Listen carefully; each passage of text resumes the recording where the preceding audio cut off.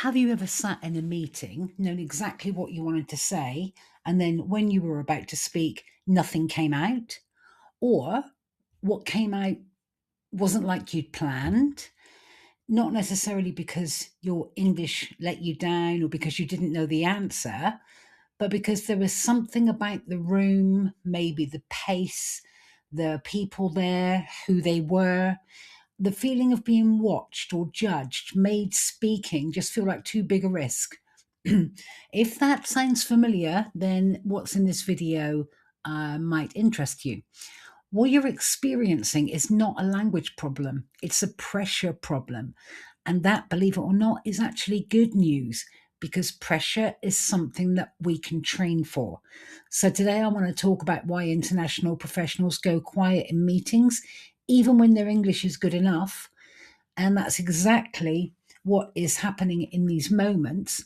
And there are three practical things that you can do before and during your next meeting that will genuinely help you. So let's start out with why meetings feel so different. Imagine you're having a one to one conversation in English. If you lose your thread, you can pause, rephrase, and recover. There is space for that.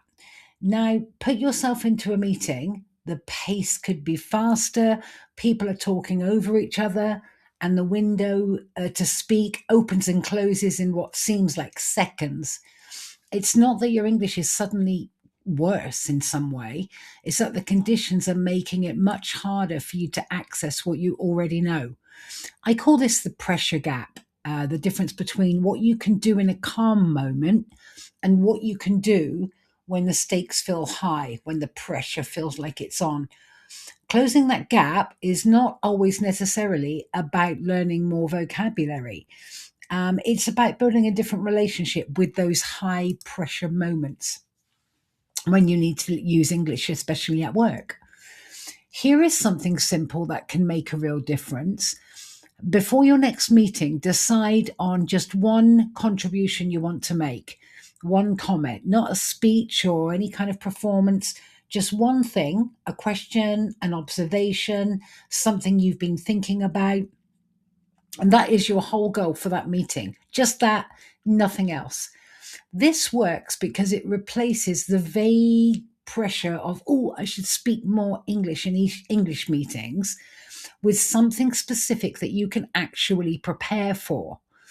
And you know what you want to say, you've thought about it and how you're going to say it. When the moment comes, you'll be ready for it. But remember that you don't need to dominate the room, you just need to contribute. Even once, just start there and then continue. And do it on your own terms. Think about what you want to say and then go ahead.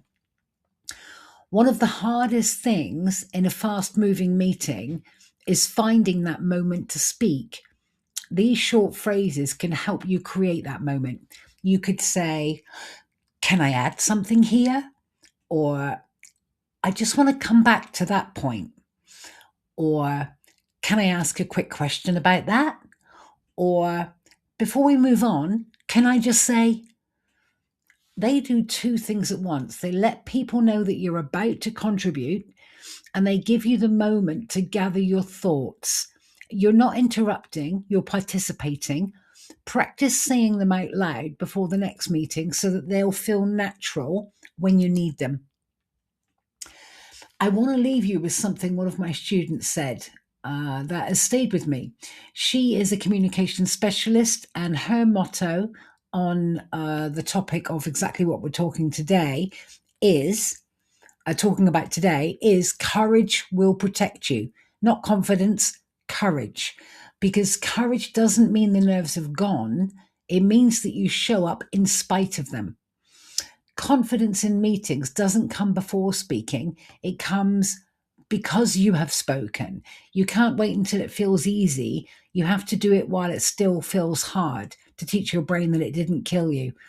That is how the feeling changes, one sentence at a time, one meeting at a time.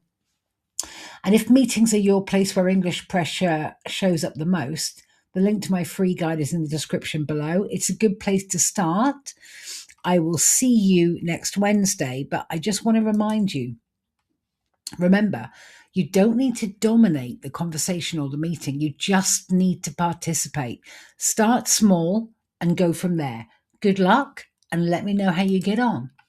Here are the usual places that you can find me. If you have a question for me, I'd be more than happy to answer it. Have a good week, everyone. Bye for now.